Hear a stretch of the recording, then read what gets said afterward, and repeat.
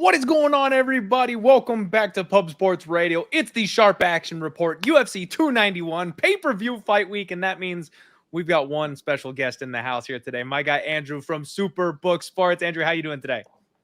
Oh, man, I'm awesome. We're pretty busy with baseball, but this card is something to change up the schedule a little bit, so I'm really excited for this card, and, there's a lot of close lines, so from a betting perspective, this is a fun one for our customers. And yeah, you can tell that it's super anticipated because the handle has been pretty great so far for this one. So yeah, I'm That's excited. awesome. That's awesome. No, we're all pumped up, man. This card, name value, big time main event, co-main event, implications for the divisions. This is a dang good card, and I'm happy to hear you've got lots of action because that's what we're here for. Yes, sir. Yes, sir. All right. Everybody in the chat hanging out, thank you very much for joining us. Go ahead and smash that like button. If you haven't followed Andrew on social media, go ahead and give him a follow on Twitter. Support the guy for coming to us. If it's your first time watching the show, we're getting a peek on the other side of the counter. Andrew is the head risk manager over there for MMA at Superbook Sports, and he's going to tell us where he's seen sharp action, public action. Every once in a while, he'll sprinkle in an opinion of his own. We're going to dig through this card here and get some inside info. So first fight of the night, Miranda Maverick taking on Priscilla Cachoeira. This is a real interesting spot with Miranda kind of dropping the ball in her last fight. We've seen these big underdogs in women's MMA barking recently. What have you seen on this first fight of the night? Yeah, so we opened this one up at 350 on Miranda. It shot down a little bit because we were getting some early action on the dog, actually, which was pretty surprising for me because I think this is a spot she should be able to take care of business. So it went down to $3 from 350, not too significant of movement, but now it's starting to come back up. It's at 320 now, so we're sitting 320 here in Vegas. I think it's going to close higher than this, but yeah, we have gotten some bets on the dog, and we took a very respected bet on the under in this fight, which is something I wanted to let you guys know. We opened this one at 2.5 under at even money. It's currently sitting under 35 here. So that one's moved pretty significantly, and I would not be surprised if Miranda got her out of there, or Priscilla. I think that's pretty much her only path to victory is maybe catching her on the feet. But I think that Miranda should take care of business here for sure. I'm right there with you. I parlayed Miranda earlier in the week. I knew the recency bias was going to be there, so I'm not shocked to hear that people are taking the stab on Priscilla Cachoeira in this spot. That under look is interesting. Thank you for letting us know that you had some sharp activity there on that one, because I think it makes sense. I think Miranda either styles on her on the ground or Priscilla's going to land the nuke because that's kind of her only path in this fight. Yeah, definitely. All right. Good start to the day here. Eros Medich takes on Matt Simmonsberger up next. Man, I got to be honest with you. I can't get my brain around Simmonsberger being a 2-1 favorite. Like, I know it's a different weight class. I know Eros is moving up. I'm waiting to see the face-offs. I need to see just how big he is in comparison to Matt Simmonsberger before I do anything on this fight. But for me, I'd be leaning dog or pass at this number. I just can't trust Matt at that minus $2 price tag. What are you thinking? Yeah, so this is one that had a decent amount of movement as well. Semmelsberger moved from minus 150 from opening for us to 210 now.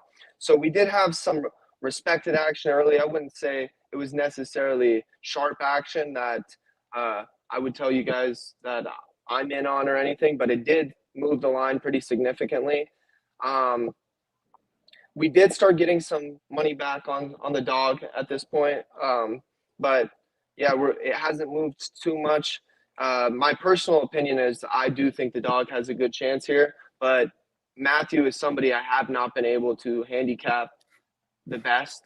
I've struggled with him, but I think Medich has a chance. I know that the weight could be a difference, but maybe you're right. Maybe wait till we see the weigh-ins. I think he's got a good shot here, but booking-wise, we need the dog currently.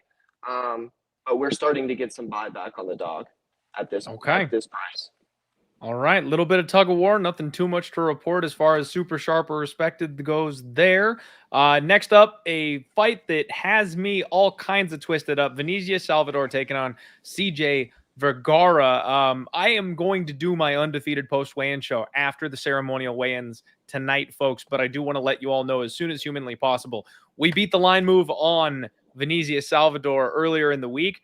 I cashed out. Buddy missed weight and looked like Yeah. death on the scales today. We're fighting at elevation against a guy in CJ who's a little Energizer Bunny and does not stop. I had to get out of there. Luckily, we beat the line move, so I got a nice even money cash out. We didn't lose anything on it, but I want to tell as many people as possible, if you're watching this show, if you tailed my picks, that one's off the table. We're taking the money and running. I don't trust him here in this spot, but I'm very curious to see what you guys have on the other side of the table for this one. Yeah, so we opened Vergara up at 180. Like you said, it moved down a little bit. It moved down as low as 140. It's sitting 150. I'm assuming with the weight cut issues that it's going to probably change the line a little bit.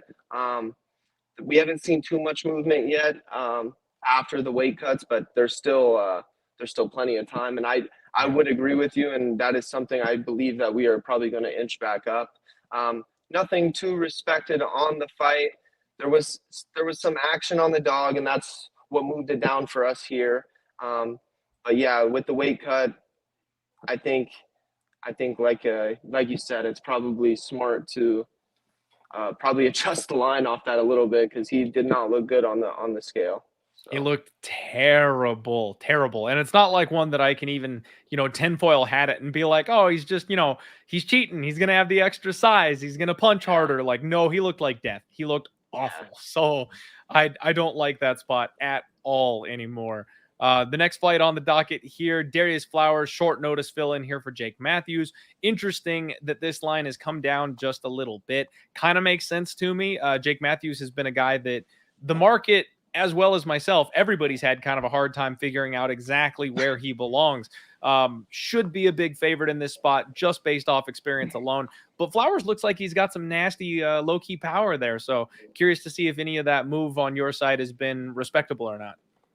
Yeah, so this is one where we did get one of our more respected UFC bettors came in and took a shot on the dog early. We did open it at 300, so it was sitting 300 with Jake Matthews for a while. So he got a little bit better price. I still think there's value on the dog here. This guy, he's a very good bettor, and I think Jake Matthews is just somebody that there's not.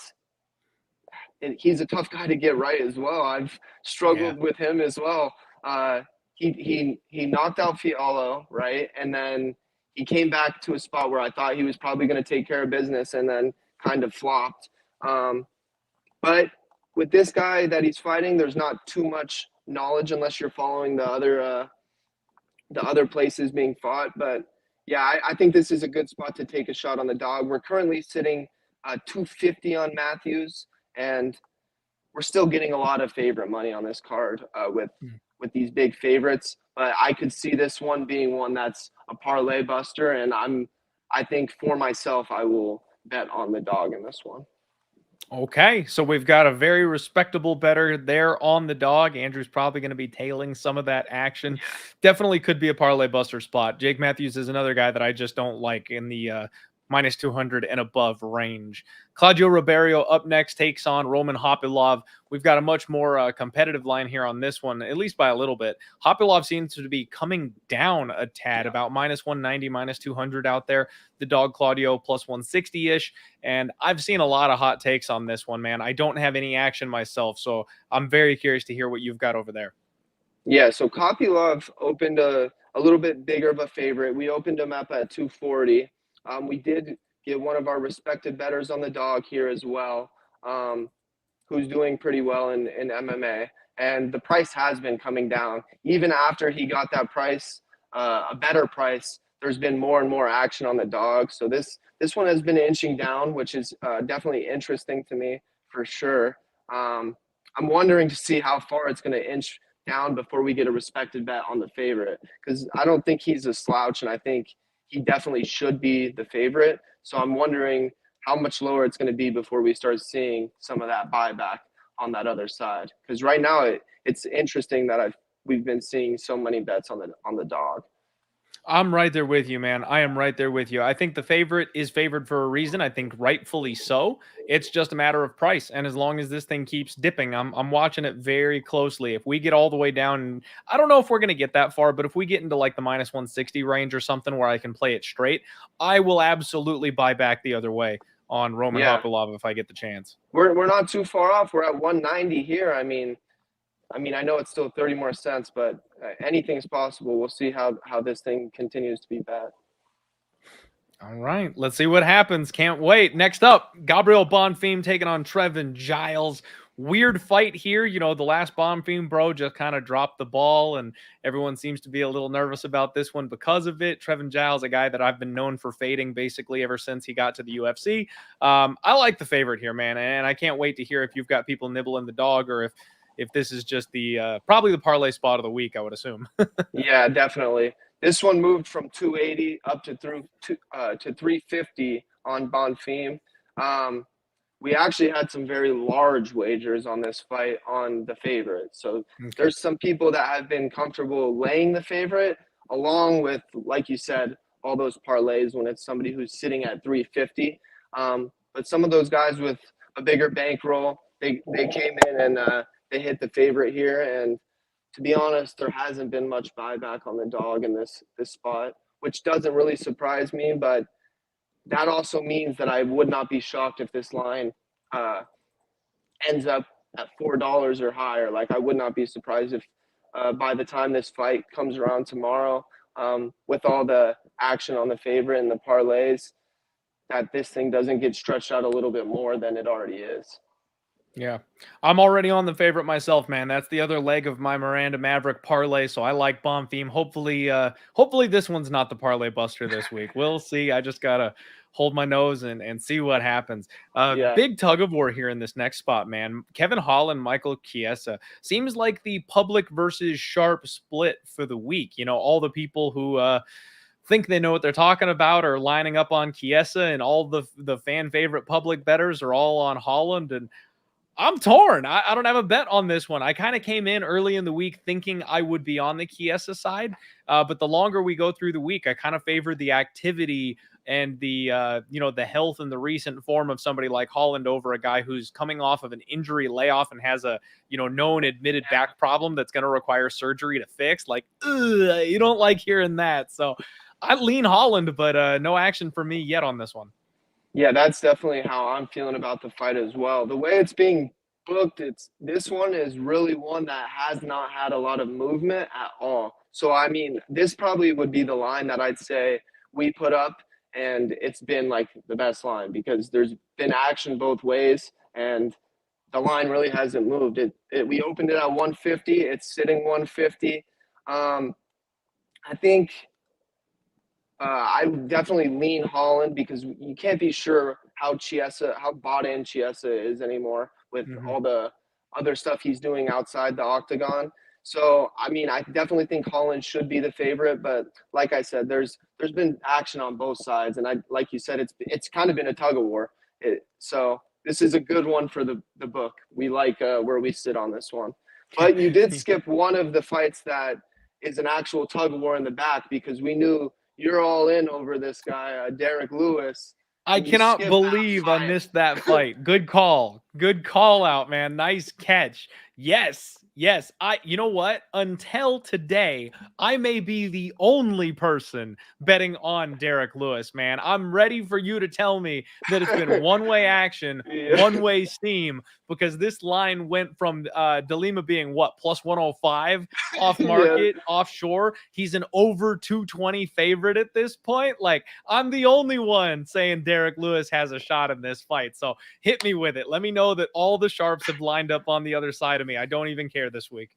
Yeah, we definitely had some sharp action against you in this one. So we opened it up at 120. We obviously didn't open it up as early as some of the other books offshore. Where do we sit now with this fight? Yeah, so we opened it up at 120. It's sitting 240 now in Vegas. Two separate, really respected MMA guys laid the Marcos price earlier. I can't say I'm not surprised, but I am a little bit surprised that we haven't got more Derek Lewis money, because him at a dog price and against a guy who just doesn't have the experience against high level fighters like Lewis has, it is surprising that we haven't got a lot of buyback from public players or any players at all. So this one is a spot where I'm like, there's part of me that just thinks that Derek Lewis could win this fight, because like why is the public not even biting on this the almost $2 now? Like it's super surprising, and it just feels like everybody thinks this is the end for him. So I don't hate it, and he looks fine on the scales. He looked good, and Career best shape, if anything. yeah, I thought he looked good for sure. And that's what one of the guys in the back was saying too. I'm like, maybe he's got a shot. He did look good, and if I was going to fade any of the sharps, I think this would be the fight I would probably lean your way, lean with my sharp guy Clint instead. There you go. There you go. Man, and this, I think it's just the perfect storm. I think it's the perfect storm, right? De Lima's looked good recently against bums, but he's looked better. So think that everyone thinks he's on the up track. And then count on the flip side of it, Lewis has looked awful. He couldn't have looked worse. He's getting finished in round 1. So it's just that perfect storm where you guys are smart enough to open this thing up a coin flip, because realistically it probably is close to a coin flip. The sharp guys came in and liked De Lima at minus 120. I can't argue with that, man. Like, I can't argue minus 120 at all. Yeah.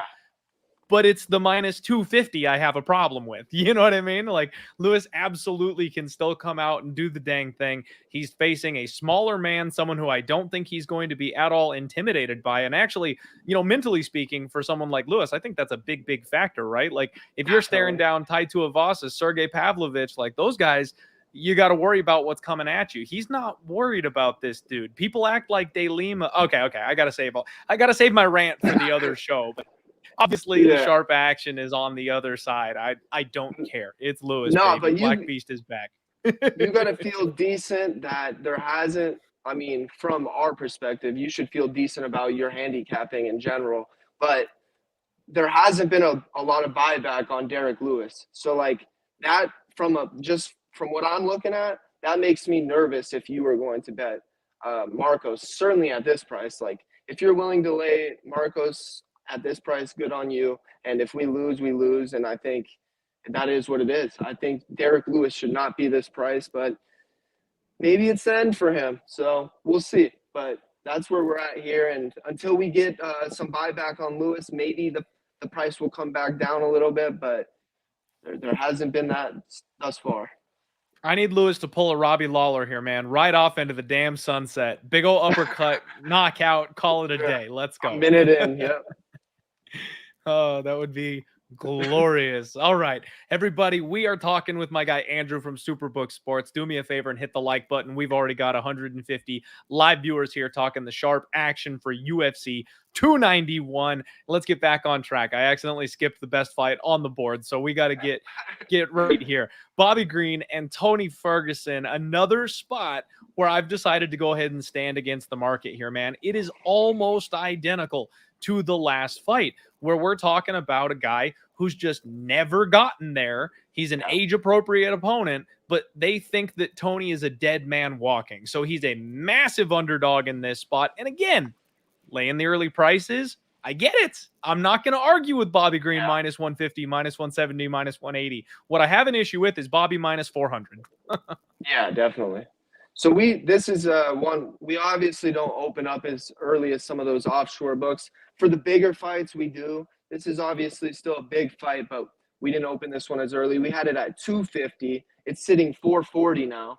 So it has moved a ton still. And we did take some respected bets early on Bobby Green. But today, before I came to do this podcast, I seen some sharp bets coming in on Tony Ferguson. So I think we finally hit this point where there's been some buyback on where there might be value on these guys at whatever, plus 340 is what he betted at. So it's maybe that on a long shot, Tony's got a chance, but yeah, the price has steamed one way, which has to make you nervous as a bettor. But there's some good two-way handle in this fight as well. There really is. You guys sound like you're probably set up in a pretty good spot, and honestly, man, I'm rooting for me. I'm rooting for the gambler, but I'm kind of with you on these two. Or I think you'll get your parlay buster out of one of these two guys, because it just seems like the perfect storm of everybody on the planet counting these two guys out, who I think are very close to coin flips in these fights.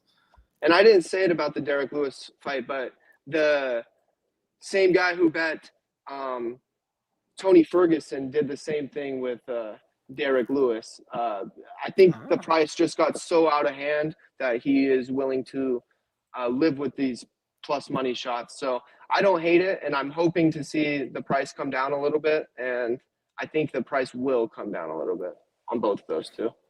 All right. I like it. I like it. Final three fights here, folks. Smash the like button for us here. Michelle Pereira comes in taking on Stephen Wonderboy Thompson. A fight where I'm just a little bit surprised, man. It seems like it's one-way traffic. All I've seen out there is people picking Stephen Wonderboy Thompson. But this line keeps coming down. What's going on? Yeah, so we opened up this fight at $2 on Wonderboy, which me and I know Mr. Big Man John Murray did not agree with. He definitely likes Pereira in this spot. So we've definitely worked to bring this price down a little bit and write some money on Wonderboy, because we think that the dog has a good chance in this spot. There hasn't been too many respected bets on Pereira, but there has been a ton of action on Wonderboy, like you said. The more we've brought this down, the easier the money has been to be written, and there's been a lot of Wonderboy money, which it's pretty surprising because he's 41 now, right? Like, and I just think Pereira is so much bigger than him. I think he's got a really good shot in this spot. We did take we also did take a bet on the under in this spot as well. A decent sized bet on the under. I like that. So actually, I love hearing this more than normal.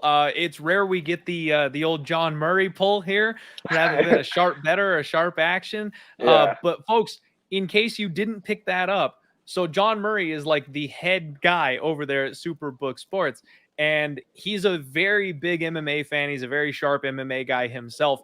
They essentially are positioning themselves to take all the Wonderboy action they can get their hands on. Everybody you know is tweeting Wonderboy as their official plays and picks, and the book is saying, please bring it over here. We'll make you have a better line. Like, come on, bring your action.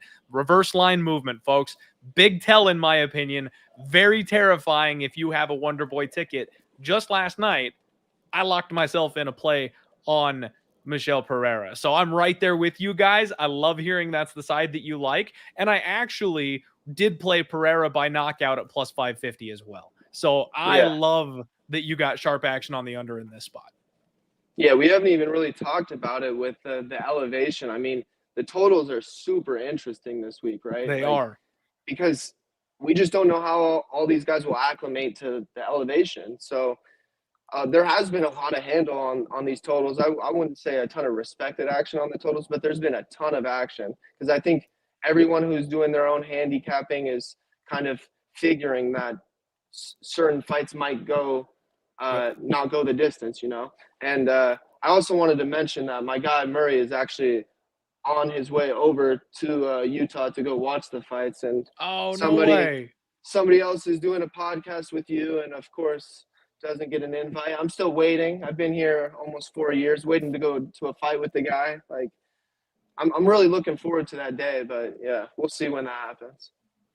Andrew, we appreciate you being here with us. We love you, but John, man, you're going to ditch my guy and leave him in the heat of Vegas to go watch UFC 291 without him? That's cold, man. It's going to be an awesome card, though. He's going to, I mean, I'm looking forward to seeing this one on TV. This card's awesome. So I can't blame him for going. Yeah, can't blame him at all. I'd go if I could too. All right, folks, co-main event. We've got Michelle Pereira taking on Jan Blachowicz, and we've got almost a pick'em. It's weird. This one, it seems like the market refuses to allow Jan to be an underdog. That's kind of the sense that I've gotten here. Pereira opened up as a decent dog, and all that money got gobbled up. And as soon as we get to the point where we're starting to look like it's going to flip, all of a sudden I see Jan minus 120 again. What's going on over there? Yeah, you're exactly right about this one. So we opened this one at 35 on Jan. It got as low as a pick for us, so 110 both ways. Then we did get a very respected bet on John again. So yeah, now it's inching back up to 120 on Jan, and it's hard for me because I really like Pereira in this spot, and seeing that sharp action absolutely worries me. And that's one of the things that's a downside of working at the book. It's like, man, do I really want to bet against these sharp guys? But like, I think this is a good spot for, I think if this one's standing, I think obviously Pereira can get it done, but obviously he's pretty novice on the ground. And if Jan is smart, he maybe tries to mix it up and take him down. But I really like Pereira. Sharp action, disagrees. So I probably will try to be my smartest and not bet this fight at all. Okay. All right. Love to hear it. I have yet to make a bet on this co-main event, man. I might just sit back and watch. We'll see what happens. It's going to be a fun fight. Main event time, Justin Gaethje taking on Dustin Poirier. Again, it looks like a good back and forth on this one, man. I've seen a lot of people on both sides of it. Seems like more Dustin Poirier than not, as to be expected. He won the first fight. He's got that undefeated rematch record. What are you guys seeing as far as sharps and squares? Yeah, so we actually opened this one up after their first fight. Well, I mean, a little bit after. In June of 2022, we opened this fight up. We had Gaethje minus 120 at that time. So clearly we were a little bit off on it. But I know John and I still think that if you can get Gaethje at this plus 120 value, I think it's a good bet. And he definitely likes Gaethje as well in this spot. I think the price is more correct at about a pick'em, and there has been a lot more action on Dustin Poirier because the first fight, I'm assuming, but there hasn't been anything overly respected in this spot. It's just really been a lot of Dustin Poirier action. So we've been getting a lot of Poirier action. I'm not going to say there's no two-way, because there's been a lot of two-way on a lot of these fights, but more of the action certainly coming in on Dustin Poirier for sure. Okay. I'm right there with you guys. I lean to Justin Gaethje myself in this spot. I might get there with a small bet, but we will see. I haven't quite decided yet. I've got a few more hours to decide if I want to pull that trigger or not. But the thing I did bet on this fight, and I'm curious because we mentioned totals earlier, I've got the over 2.5. Are you guys seeing anything notable on the total for the main event? Yeah, nothing super notable, but there has been a lot of action on the total, and more people are betting the under, and I definitely think the over is in play as well. So we're kind of okay with taking some under money in this spot at 2.5. Okay. But yeah, there hasn't been anything overly notable. There's been good action on all the totals though, really. All right. Things you love to hear. Folks, that is the Sharp Action Report for UFC 291. Andrew, my guy, thank you so much for all the info. Thank you, as always, for taking time out of your day to do the show here with us. Is there anything you want to shout out, let the people know, or anything like that? Now, the floor is yours, man. Go ahead and take off. Yeah. I mean, if any of you guys have any questions about how we're doing things, or if you want to fight for us to get up, yeah, just reach out to me on Twitter. I'm always pretty active trying to keep up with the odds. I could probably do a little bit better and tweeting some of that stuff out. But yeah, if you guys want any lines, feel free to reach out. And I know Director Murray likes to get those things up early, and I like to get them up early. And I think it's good for the book to have something a little bit different than all these other books don't necessarily get them out very early. There's some that do, and there's some that don't. But yeah, reach out. We have a lot of those odds boosts going up this afternoon or tomorrow morning. Feel free to look at those. And yeah, follow me on Twitter, follow Superbook, sign up with Superbook. And thanks for having me on, man. There you go. All right. That's the show, folks. Thank you all for being here.